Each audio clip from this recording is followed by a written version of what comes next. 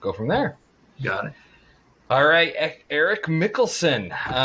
Welcome to SIGEP Success Series. As you know, I'm your host, Oz. I am trying to compile a network of our brothers from Utah Alpha and play catch up and find out what they've been doing over the last 10 years.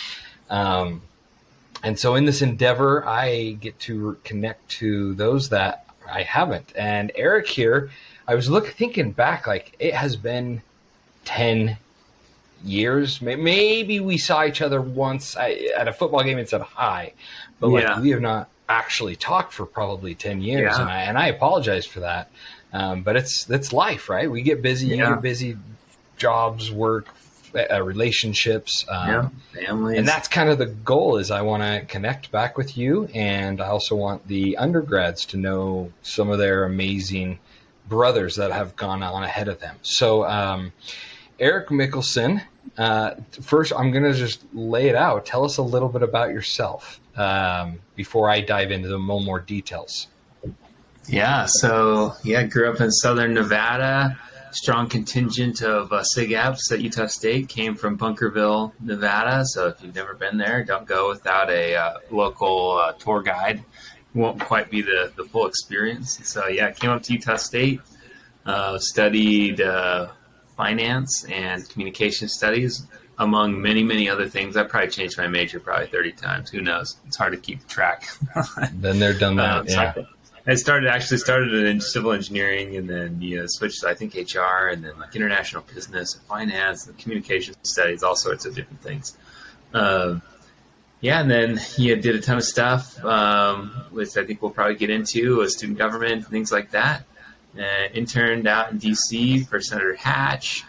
Went to work, moved down to Salt Lake, went to work for Vivint, and we'll get a little bit more into my role there. And got married, have a couple kids, a 2-year-old and a 4-year-old. We spend tons of time outside. My wife's like an outdoor influencer, promotes getting kids outdoors moms outdoors with their kids, and so we do a lot of backpacking and hiking, and we just converted a Sprinter van into a camper van, and so we spend a lot of time outside.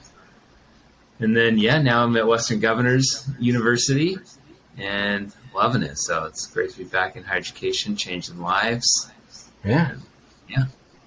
Very good, very good. So married, 2 kids. Boy, you said 4 and 2?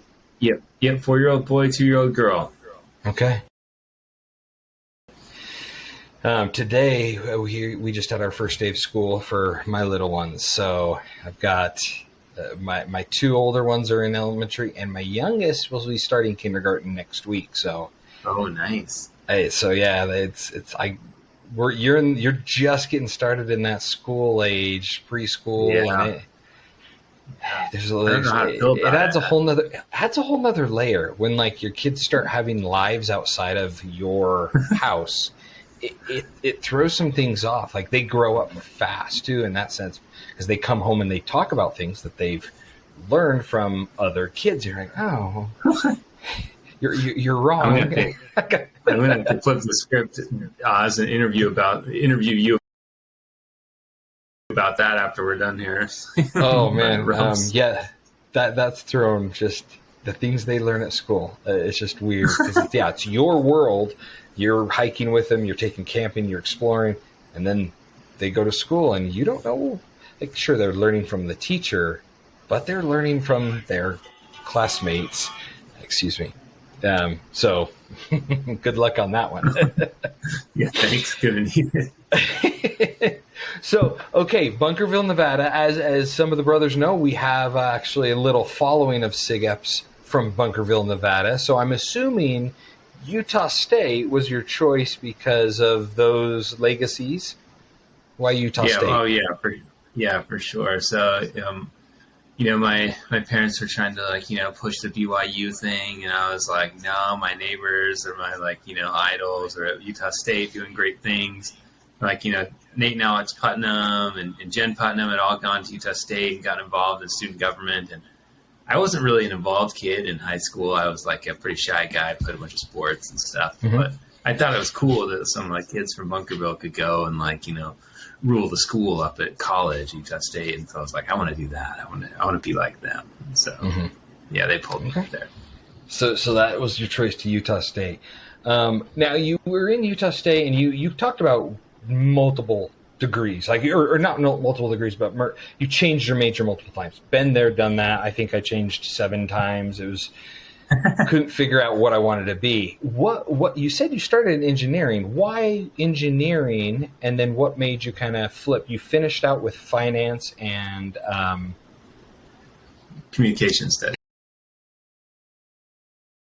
communications. Thank you. Sorry, communications and finance. So kind of run us a little short synopsis of why engineering and what were you searching for while you were at Utah State with those degrees?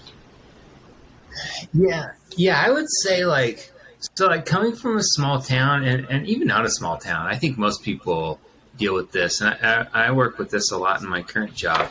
I had a pretty small aperture of like what was available, right? I think I was like coming out of high school, I was like looking through a pinhole of possible opportunities out there, and so I was like, oh well, I guess I could be I could be a teacher. That's what my dad did, and then he did administration, and then like I know people that like work in construction, and I don't want to do that. And then there's like doctors and lawyers and engineers. So like that was like pretty much what I thought you could do in the realm of like what a successful career would be, right? I knew like people owned businesses, but I felt like that was like outside of the realm of possibility for me. Like I didn't know anyone that like owned businesses, right? And so coming out of Bunkerville, Nevada, it's like there's teachers, doctors, lawyers, people that own businesses, and engineers.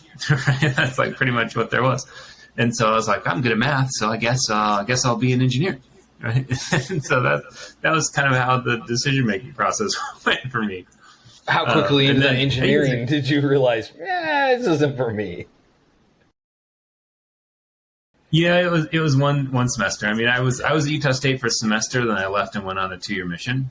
Okay. And yeah, I think that one semester really kind of started to open my aperture, and I really changed who I was when I went to Utah State. I didn't go with any friends, right? I was the shy kid. All of a sudden, I'm like, Alex and Nate Putnam are pulling me in the SIGEP, and I was in a group of involved, like leaders, and I didn't even know what leadership was, right? And so like my aperture in college started to expand, and then I had a lot of great mentors on my like mission experience. And so, when I came back from that mission, I was like, okay, I know I want to do something different because like the engineering wasn't my jam. I want to do something different. And so I started exploring in the business school. Okay. Very good. So you threw a little nugget in there. You joined SIGEP because how did you come across? Alex and Nate were the only people I knew in Logan, all of Logan, right? And Jen Putnam, that was my whole network of people I knew.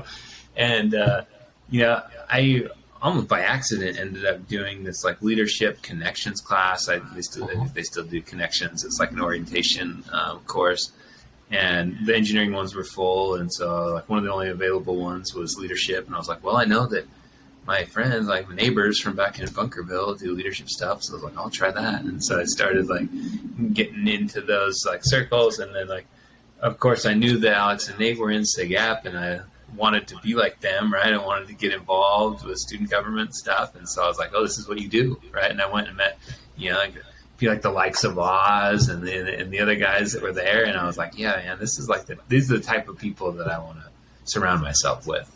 And so it was pretty easy recruitment process for me. I was like, I really like these guys. I want to be like them. I'm in. Here's my money. Okay, so you kind of joined in blindly to a degree. You just, all right, let's just do it. Tell me, what are your experiences with SIGEP? Add that into your college life. So you've got your college life. You knew you're getting a degree. You're moving forward there, but then all of a sudden this leadership thing was kind of enticing. But then you were thrown into SIGEP. And what did you get out of it? Oh, SIGEP did wonders for me. Just surrounding myself with the caliber of individuals that were there, like kind of raised my kind of idea of what was possible for me, right? Seeing what these other guys were doing and seeing how like motivated they were. It's easier to stay motivated when you're hanging out with a bunch of motivated people, right? Mm-hmm. And so that was good. And then, I think to become a leader, a good leader, like you have to, it's just like a science in my mind. You have to study from the textbook, and then you have to have a lab. And so SIGEP was kind of my lab, right, for leadership, where I was like practicing these leadership principles of failing.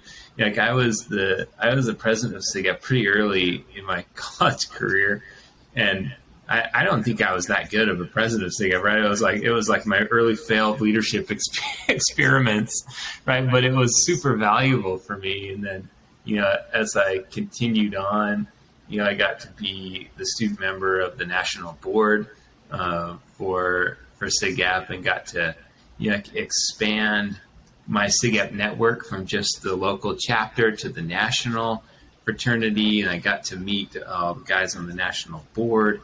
And, that was a very, very diverse group, the type of diversity that, I didn't experience in Bunkerville, obviously. Mm-hmm. And then even at, there's a lot more diversity at Utah State than there was in Bunkerville. But, the reality is you're still in northern Utah, right? And so I got to meet all these people from all around the nation, go to more leadership conferences where I was like adding to my leadership acumen, like all of the leadership experiences, did the Rock Leadership Institute, the Tragos Quest to Greece, all of the different things that I really tried to take advantage of all of the leadership experiences that SIGEP had to offer, and really kind of shaped like who I was as a leader. Okay. I can't remember. You did Greece? You did Tragos? Yeah. Okay. I knew like Corey. Yeah, you were actually, I think, our first, right?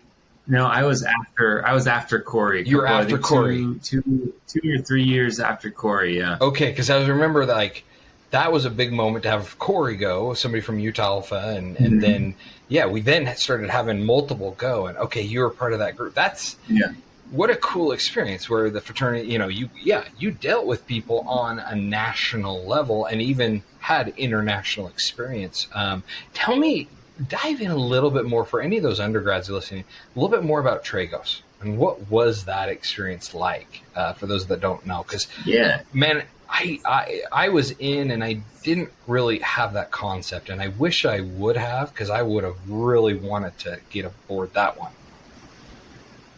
Yeah, Tragos is cool. So, you're a pretty competitive application process, right? So you're there with some pretty cool and unique individuals, and they try to select a really diverse group. Yeah, and out of there's 13,000 active undergrads at the time, and they select, was it 20, 30? Yes, 15, 16. I don't remember what it's at now. It's a small amount. It's a small amount, and I'll tell you. So I went to Tragos, right, and then later when I was on the national board, I was there was me and two of the other directors on the national board who were the selection committee for the Tragos Quest to Greece. Okay. Right? And so I got to read all of the applications for the brothers that were applying to go to Tragos. And that was also a unique experience, because I probably read 250 or more Tragos applications and rated them and moved them along the process and whatever. And it was just a cool experience to just hear all about those stories. But the Quest to Greece itself, you're there for 10 days. You have this really packed itinerary. You're traveling with a couple of SIGEP alumni, as well as we traveled with this guy who was a professor at a university on the island of Crete. And he was the world's foremost expert in this Greek language called Linear B. And so he was pretty well versed. And so we're walking around the ruins, and he's reading things off of the side of the Parthenon, right? And off the walls of the city of Corinth, right? And you were talking about Greek philosophy and the balanced man, and it was just a great experience. And almost the coolest part, obviously seeing Greece was cool and learning about Greece. But the coolest part was just interacting with the brothers that were there. It was a really the program was kind of focused on understanding yourself and others a little bit more. And so, and learning along with each other as you talk about the Greek philosophies. One of the interesting things that I noticed was we were based on like Greek stuff, right? But we're almost more Christian than we are Greek. Mm-hmm. I learned in the classic Greeks, because like virtue, diligence, and brotherly love. Like brotherly love is a big thing for the Greeks. Virtue, not so much. They were kind of not the most morally sound folks over there, but they were. And so when you think about like the principles and the ideals of the fraternity, like we really get our like drive and our we focus on success and like building ourselves as individuals from the Greeks, and then our virtues are more like Christian beliefs. And because I mean, all the people that started fraternities were all, the only people that went to college were clergy back then, mm-hmm. right? And so anyway, it was an awesome experience. And so for the undergrads listening, if you have the opportunity to apply, one, I'd be happy to talk with you about your application, and two, you should do it because it's worth it. It's fun. Yeah, get that inside track on what you need to have to get in there. That's fantastic. Yeah, that was always something that was fascinating to hear those stories about. I remember Corey talking about it and Doc Davis going and being a facilitator, but just sharing, walking. You're not just learning about, most people go there and take pictures and look at the architecture like, oh, cool. Yeah. But to have somebody versed into that mythology and the language, and to be able to educate you on the philosophy, it's a whole different understanding and meaning. But yeah, you bring up that self-exploration. That is, for me, SIGEP in college, like we're there to learn about ourselves. We're there to learn about, who we are so we can be a better leader. That's the reality. If you don't know who you are, you can't lead. You got to understand that base core. Awesome. Thank you for sharing that. Overall, Utah State, SIGEP, share before we get into your career and your knowledge and expertise there, share with me what is one outstanding memory? Could be inappropriate, could be good, could be educational. We had a lot of fun. You guys had a lot of fun. Share with me one moment of SIGEP Utah Alpha that like stands out and will always stay with you for your life. Oh man, there's so many like great memories. There's obviously like so many like good fun times. Like we had a lot of fun, right?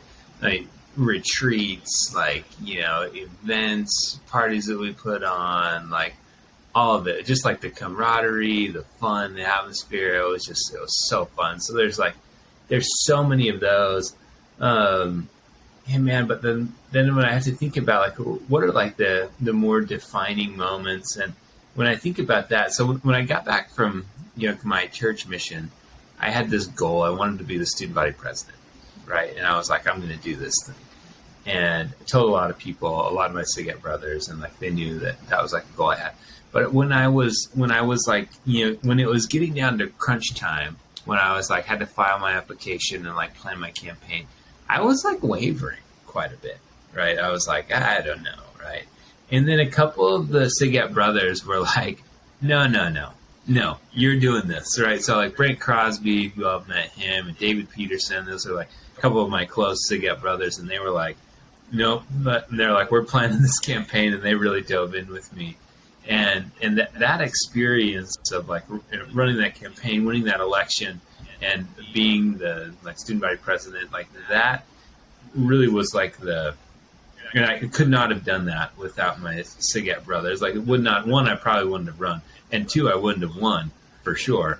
And so just knowing that like those guys had my back and we were in the trenches together, because we wanted to make a difference at the school.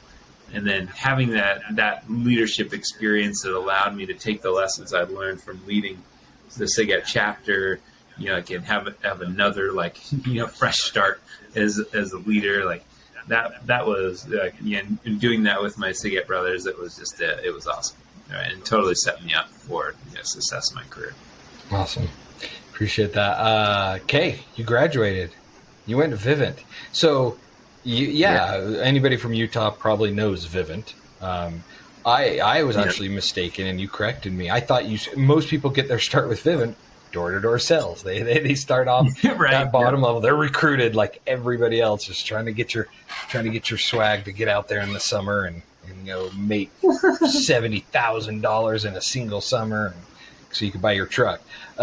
You got into Vivint. Tell us about that. So graduating, did you know you were going to go to Vivint? What was tell us the next couple of years of your life?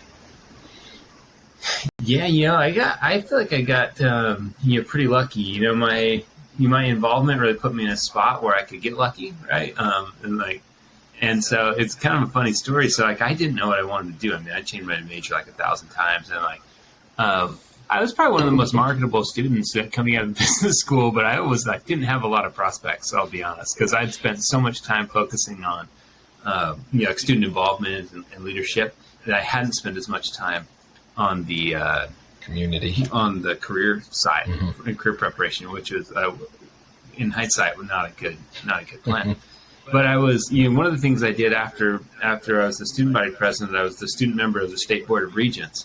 And so that's the kind of governing body of the whole Utah system of higher education. And at the time there was a 2-year term, and there's one student who was kind of the active one and one that was preparation in the wings. And so I was hanging out with all the student body presidents, because there was we'd get together every couple of months, and I'd kind of bring them together and would talk about what we wanted to do together. And they were talking, and I was really interested in this disruptive innovation theory. So if you're in the business school, or if you've read any of Clayton Christensen's work, that was something that I really latched onto, was disruptive innovation theory.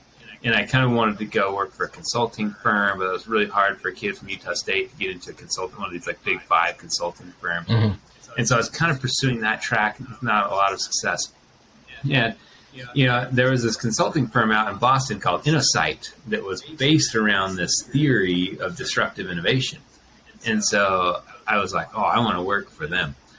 And I had I was a really good networker, right? That was one thing SIGEP taught me. And so I had looked them up. I knew the leadership team. I found them on online, and I knew who they were. And I heard these guys, these student body presidents, were talking about this guy, Matt Eyring, who had co-founded the Innosight consulting firm, and he was coming to Vivint to start this innovation center.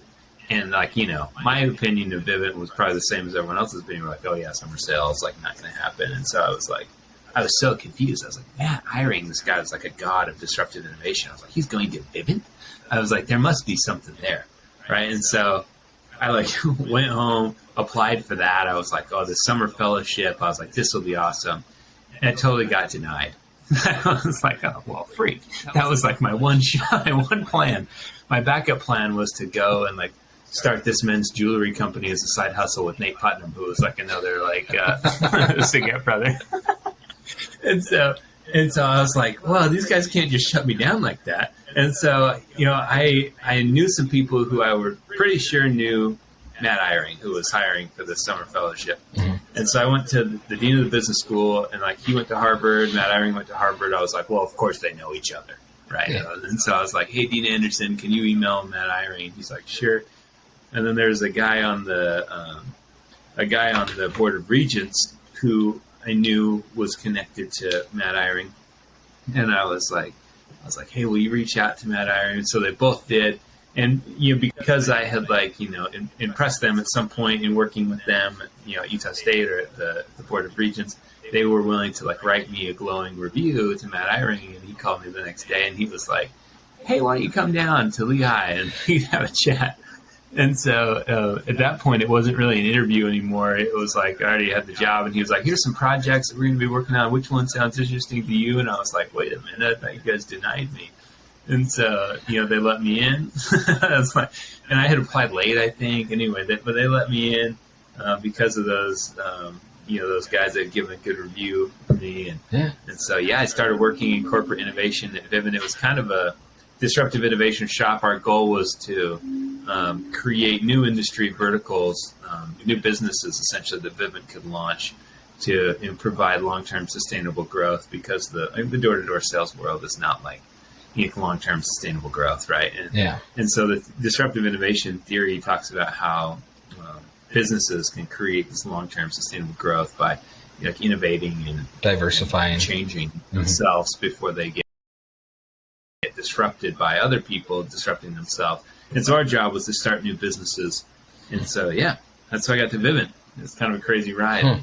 And you spent with Vivint how many years? That's It's like 5 years. 8. Yeah, 6. I think Over 6 it was years. a long time. I was there for a long time. Okay. And you just kind of jumped now. So you started with that and you just kind of jumped up and continued to go all the way up to like a senior product manager. And Yeah. So it was the way that we operated.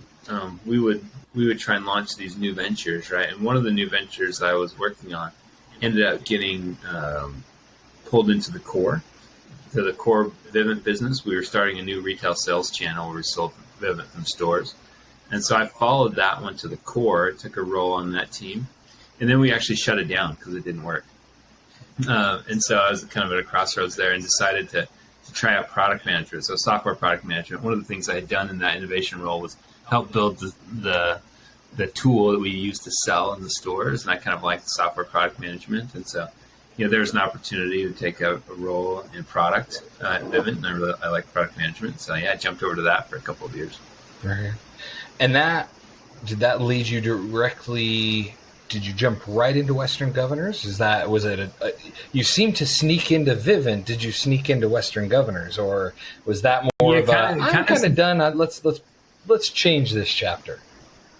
Yeah, I was in product management, and that's more like in product management. In the role I was in on the operations side, you're more creating sustaining innovations. So like, how can you like marginally improve the business and drive more revenue and decrease cost?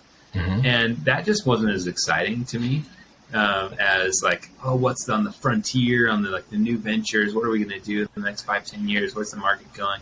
And I was focused on making improvements to my product. Like, we had created this new product, right? And then now we're in the phase where we were trying to like just drive down costs and optimize, and like that just wasn't really my jam. And so I started looking. I loved education. I always wanted to get back to education, but I didn't want to just go and like, there's too much red tape in universities, mm-hmm. government funding, and like all that stuff. And I didn't want to deal with that. And then, this role at WGU popped up that was similar to my early days at Vivint. It was a guy who was like one of the like leading thinkers on disruptive innovation. And, he was starting this new group that was, launching these new businesses. And so I was like, this is perfect because I love education and I want to get back into education, but it allows me. There's not a lot of people who've worked in disruptive innovation shops inside of a large corporation. Yeah. And so it was pretty unique at that point. And so it was a no-brainer for me, and I loved the leader, and jumped over.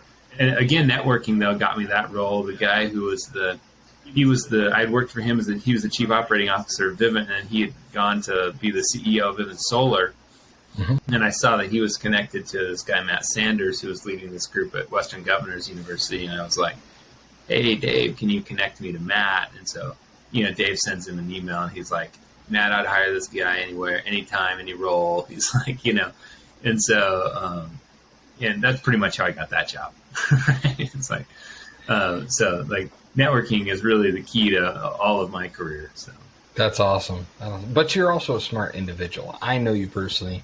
Yeah. And I mean, that's the key to networking, right? Is you have to be like, no one's going to connect someone who's not good, right? Like if you're like, hey, if someone's like, hey, Eric, can you connect me to this guy? And I know I wouldn't hire them. No, I'm not going to connect them. Right. And so it's like, I think the key to networking is like any opportunity you're given, you got to knock it out of the park, because then then people are willing to refer you to your next opportunity. Right. But if you're just kind of lackluster, your networking is not going to get you very far unless you're like actually trying to perform at a high level.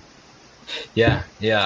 I've recognized that. It's like either skills, and your skills can take you so far. You either have to be, number one in class and performing at this level, or you bring in networking. But if you have both of those, your options are endless, and you can go to what you want. It's fantastic to hear that, like, you had this, even at college, you had this like concept of the disruptive innovations, and you were like, I like that. I want to move forward.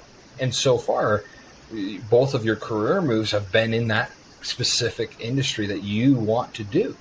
It's awesome to hear that you're doing what you want to do, rather than I'm holding a job to pay the bills. Like that's really, we kind of get caught up into that sometimes, that a job is a job, and a career is to just get us through to provide. But no, if we have goals, dreams, and I think SIGEP taught me that as like you becoming student body president. I remember you as a freshman. I remember you coming back off the mission. You were a shy dude. You're kind of in a little Bunkerville bubble, we'll call it. and yeah, but from that moment, like, you developed and you harnessed your skills, and you really, I remember watching you network one time, and you would just walk up to people. You were unafraid to just walk up, introduce yourself, and start a conversation. And it blew my mind. I would refute that, though, as I was afraid as to what you didn't know. But from the outside appearance, like, yeah, dude, you were just talking to anybody without question, and I loved that characteristic of you. And obviously, it's paid off in the sense of you going forward and networking. That is something I think that's an important point, though. That I think when people watch people network, they think that they have some like innate ability to network. I had no innate networking ability, right? It was a learned skill for me. I probably had some natural propensity towards extroversion or whatever, but I never exercised that muscle, right? And it's still scary to me when I go to conferences. I consider myself a very good conference goer because I'm a good networker, right? But even every time I'm like hyping myself up, right? So I'm like, all right, okay, we're going to do this. We're going to go meet people. I'm going to set a goal. I'm going to meet 5 people in the next hour, or like whatever, right? And I'm like, and so I think I don't want people to get this misconception that like, oh, I'm not a networker and like these other people have no fear, but I do have fear, right? But I've learned that the reward is greater than the kind of the anxiety or like not doing it, right? It's like when you look at people, it's like when you go to college, you look out and you think everybody else has more friends than you, but really like they also don't have friends, right? And so people want to meet people, but they're scared to meet people, and so it's really easy to meet people in college. Same thing with like conferences, industry events, right? Mm-hmm. People are there and they're all feeling that anxiety that you're feeling, but the people that gain the most value are the people that overcome that anxiety. And then when you find that, I don't know, you're scared of rejection or something, but everyone else wants to meet people. And if you go meet them, they're like, oh my gosh, hallelujah, you're at like a cocktail event. And like all these people are just standing around awkwardly and they want someone to come talk to them. But, so if you're the one that initiates, people love you. Yeah. That's similar to, I had a short stint as a tour guide, and I worked in tourism, and that was, the best tour guide is the best BSer. It doesn't mean you're a great tour guide. It just means you can just talk and use words to get out of any situation. They could ask you whatever question. If you know it or don't know it, it's just a matter of how you deliver that. And so that was something I would always try to utilize, is like, okay, I just got to BS better than the next person on the bus, so they think I am the expert for what they just asked. But it's all about networking. It's all about communication, getting uncomfortable to grow, right? That's really what it's all about. Yeah. So you are then a corporate, we talked about this a little bit, but your title would be a corporate innovator. That is kind of what you're into, is taking existing entities and developing new entities that are linear, or that can balance and benefit the overall growth, which is awesome. I love talking about this disruption. I'm in e-commerce, and that changes significant all the time. Obviously, Amazon is a dominating disruptor that changed malls across America, and that it started with somebody's idea and grew it and so forth. So in your past career, Let me ask this question. What are some nuggets that you, specifically corporate business, right? That's most people that go into business end up somewhere along the lines of working for a corporation on or off. What would be, we've talked about networking being such a crucial thing. What would be one other thing or skill that you would recommend on your corporate, that has been part of your corporate? You're a little bit offshoot of a corporate person, but you're within that world. So share, like, what is something else that could be beneficial if I wanted to go and grow into that corporate world? Yeah, I think early on, as you're coming out of college, you really got to develop some like hard skills, I think. So like, my calling card is more on the soft skills side, and like that's where that's where I shine. But I also like developed some pretty good hard skills because when you're in your early roles, you have to provide value, right? In whatever role you're in. If you're in sales, if you're in marketing, if you're in operations, if you're in supply chain, if you're in any type of role, if you want to grow, you've got to provide value, right, to the organization. And to provide value, you've got to be really good at what you do and kind of push the envelope on like what's been going on. So like if your job is to like cut cost, right, and like you have this annual target of like you've got to cut like I don't know 5% cost out of the supply chain, like you better figure out how to cut 10% out, right? Like you got to like really hone your hard skill. And I think one of the themes from all of these conversations, I've listened to several so far that you've done, Oz, is just like continuing to grow. And that was one of the things that some of my SIGEP brothers taught me. So if anyone knows Nate Putnam, Nate consumes just a tremendous amount of audiobooks.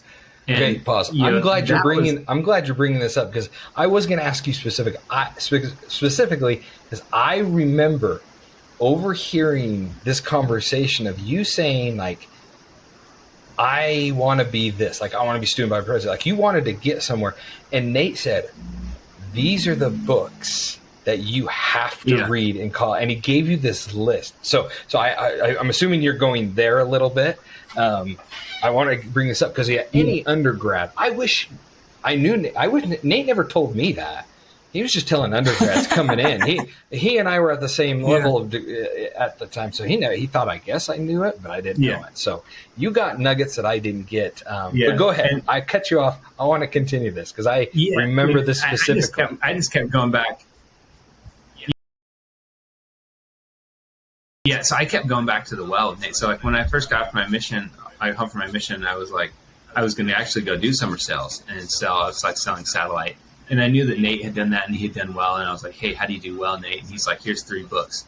Right. And so as I drove my freaking Civic from Salt Lake to Atlanta, Georgia, I just listened to Brian Tracy's Secrets of Selling, or The Psychology of Selling. I probably listened to the book 4 times as I drove across the nation. Right. And then How to Win Friends and Influence People. Those were the 2 I think that Nate told me to listen to. And so, and that was like, that moment, I was like, wow.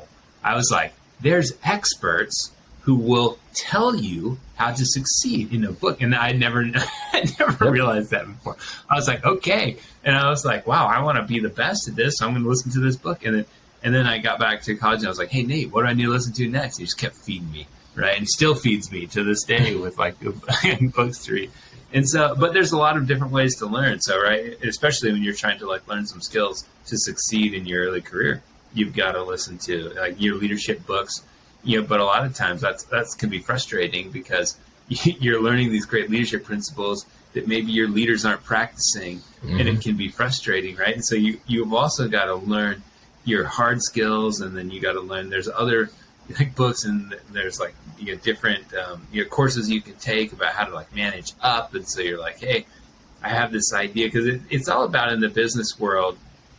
You are at the front line in the early career and you're seeing problems, and it's not enough to come up with the solution. You have to be able to sell your solution to people, and that takes data. It takes it takes some salesmanship. Right? It takes some storytelling. You got to build a narrative. You got to build coalitions. Right? It's like it's actually really hard to like innovate within a business and like do new things because people are set in their ways. But if you want to shine, you've got to figure out how, 1, you got to have the skills to understand how you can make things better. And then 2, you got to be able to sell your idea and convince people that you can make it better, right? And that they should invest in you to make it better. And then they let you try it. And then they're like, okay, now we want you to be the leader. But you're like, oh my gosh, I've never led anybody in a business world before. And so then you got to learn how to lead and like practice and fail and like So yeah, I think it's that just continuous learning process that you have to you get on the train and never get off, right? And it's okay. I mean, everybody gets off the learning train. Yeah, and they get busy, families and whatever. But you always got to get back on it, right? If you want to grow, and you have to you have to deliver value if you want to grow in the company. I love it. Absolutely. Thank you. All right, where do you see yourself 5 years? What's next for That's a great Erik? question. That's a great question. I wrestle with this all the time. I still am trying to decide what I'm going to be when I grow up, right? So part of me is like, oh man, I'm launching all these businesses. At some point, I should just go lead one. But I also have learned things about myself. Here's a funny thing that I realized the other day. I was actually sitting in this chair. I was looking out the window, and my backyard goes back into this park, and there's all these people playing soccer out in this park. And I saw these 12-year-olds out there playing soccer, 13-year-olds, whatever. And they were dribbling soccer balls like crazy. They're kicking the ball up. It's like they're kicking it up 15, 20 times without it touching the ground. They're landing on their neck and popping it up. And I was like, dang. I was like, these kids are good. These are the all-stars, right? And I was never an all-star in sports. I was always okay. I was pretty good. I was good enough. I played football, wrestling, and golf, and I was I was kind of middle of the pack, and all. And then in college, I was I'm gonna learn how to juggle, and I learned how to juggle, and I'm better than most people at juggling, but not that good. And I can spin pillows and stuff. I can do all these things, and I'm really good at learning new things. Mm-hmm. But it was when I was at Vivint, I got into this role where I was trying to tune the machine to be the best in the world, and that just wasn't interesting to me. I got bored, right? And so I would never be that soccer girl out there.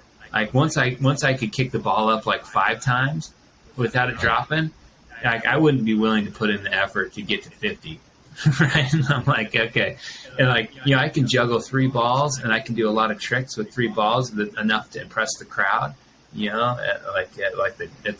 the local talent show. But I'm not going to juggle 7 balls, dude. That takes some serious honing of the machine, right?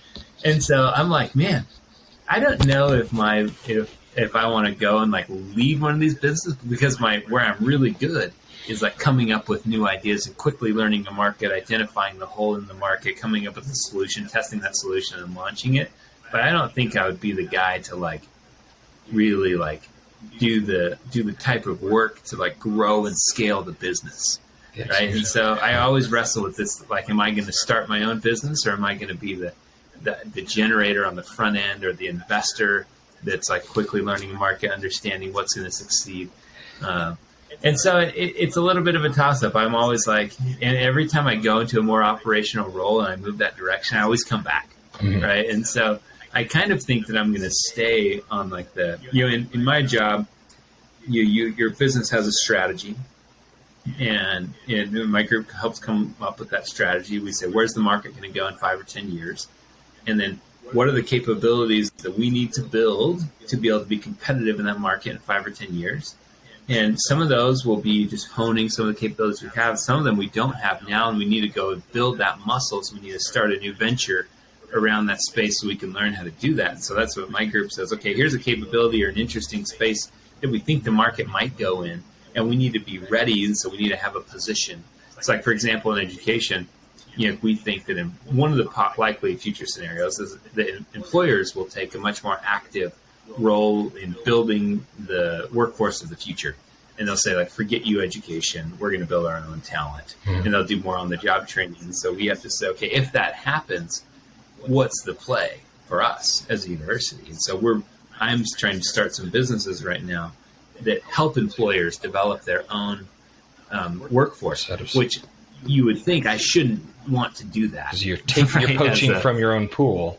I'm cannibalizing my own pool, right? But it's kind of a defense mechanism against disruption, right? And so we constantly are investigating these new areas, and I'm really good at getting in there, understanding, and then getting out, and moving on to the next one. And so I think and so essentially, what I was trying to say is we have this funnel of ideas, right? We say, like, here's this area of exploration. We come up with like 100 business ideas. And then we're like, okay, 99% of these are terrible. And so we choose like the 2 or 3 that work. And then we're like, okay, well, what kind of assumptions do we need what type of assumptions are we making with this idea that we need to test? And we go and test those assumptions with some experiments. And then eventually we're like, okay, this is the one I think we should launch and fund. And so we pitch it, right? And I think I'll probably stay at that top end of the funnel, and just grow to where I'm like leading that effort in there. Maybe at WGU, or there's groups that go and run this type of a practice for other organizations too. And so, may stay in education and continue to do it, or may go and help others do it, or help others stand up this type of operation. Because I think I'm starting to learn about myself that I really like that like front end of the funnel, and not like honing the machine. Yeah, no, I get it. I am a very creative person. I'm a little bit like you in the sense I'm a creative person. I could love seeing problems and how I can solve those problems. The execution and all the little details to execute is where I have the hardest part following through. I'm a master of all trades and a jack of none. Or jack of all trades and a master of none. Got that one right. Yeah, because like you said, juggling, like, yeah, I played soccer. I was never the best, but I definitely, and I started as the worst, but I got to a point where I was in the top 4 players on the team. I never desired to push the envelope.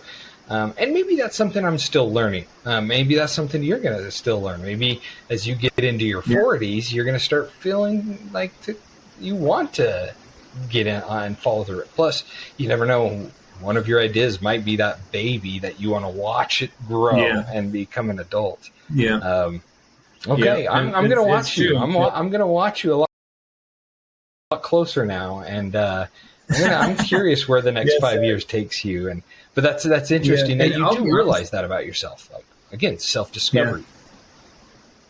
Yeah. And I'll be honest, Oz, I don't do my I like to say my career has been more of an emergent strategy, which I think is more successful. It's like you, instead of saying this is what I want to be and I'm going in that direction, I think you got to be open. Just like in a business, it's like you're running. If you're going to try and run a successful startup, you have a hypothesis, but you have to test that hypothesis, and you have to be willing to pivot. Because ultimately, you say, I have this mission that I'm trying to accomplish, and my first hypothesis is probably going to be wrong.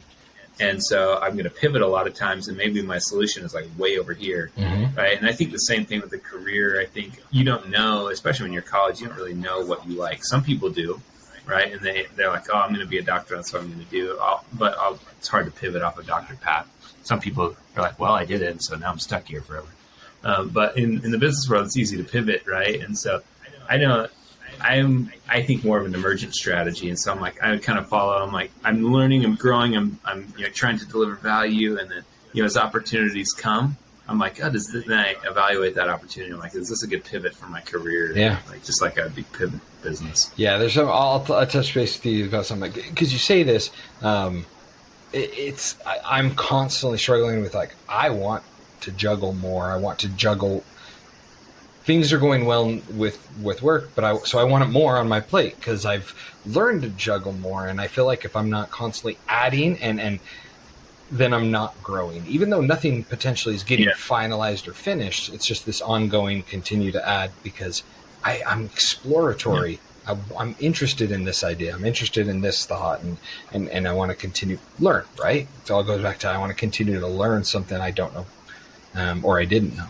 So, all right, I got 2 more questions because I know your time is valuable and I appreciate it, but this one's always a fun one. If money was no object, let's say you just won that lottery of 1.28 billion, and get $500 million back. Money's now no object. What do you do? What are you going to do with your time?